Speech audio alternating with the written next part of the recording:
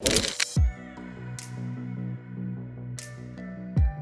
everybody, welcome back to the channel. Today we're going to be doing a quick tutorial on the EOS R5, and we're going to be doing a tutorial on making eye tracking even stickier than it already is. Yes, the R5 has an amazing eye tracking technology. It tracks really well. I never have any issues with the R5 missing focus, but there is a way to make it even better. There's a setting in the menu, and if you change it, it makes the stickiness even stickier, and it prevents the camera from losing your subject even if something comes in front of the face.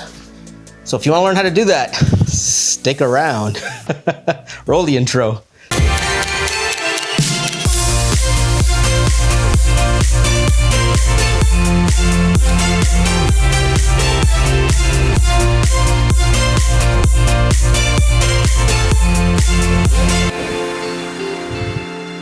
All right, is it tracking me?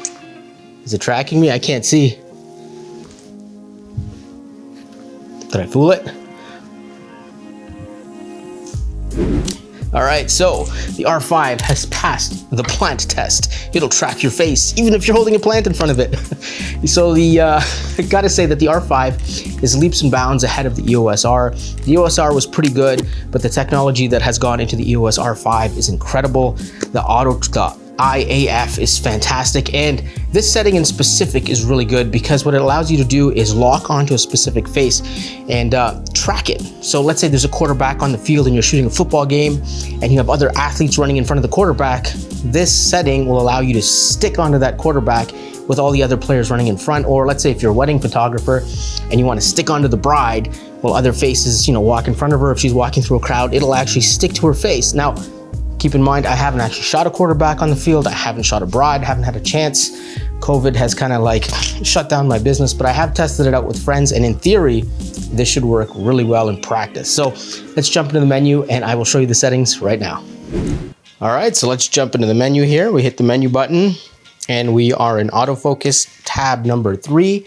And what we want to do is go down to this setting where it says movie servo AF tracking sensitivity. Okay, so here we go. We have a sliding scale. On the left side, it says locked on, and on the right side, it says responsive, and by default, it'll be set to 0. So what this means is this. When it's set to responsive, what that means is that the camera will respond to whatever pops up in front of the subject matter. So if you're tracking a face and something pops up in front of the face, the camera will track whatever it is that's in front of the face. So if you always want to focus on whatever's closer, this is where you want to be. And at default, the camera kind of decides on its own whether it wants to continue tracking the face or track whatever pops up in front. It kind of uses its own decision making. It's not strong one way or the other, so they'll get what you get. And if you set it to locked on, it'll try and track the face and lock onto it no matter what pops up in front of it. So that's a good setting to have, especially if you just want to track an eye and not let anything interfere with it. Obviously, you can fool the camera at times, but if you really want to track the eye and make things super sticky, that's where you want to be, and hit OK. All right, so if you're the type of videographer who makes videos about people, you are welcome. This video was for you. Hopefully this helps you improve your craft, improve your skills, and make better videos. So enjoy this new knowledge and go create videos. That's what it's all about. And if you found this video useful, definitely give it a thumbs up. And if you want to see more videos like this, subscribe to the channel because this EOS R5 is pretty amazing. And I'll be doing a lot more tutorials on the things you can do with this R5. So yeah, with all that being said, peace out. I will see you guys in the next video.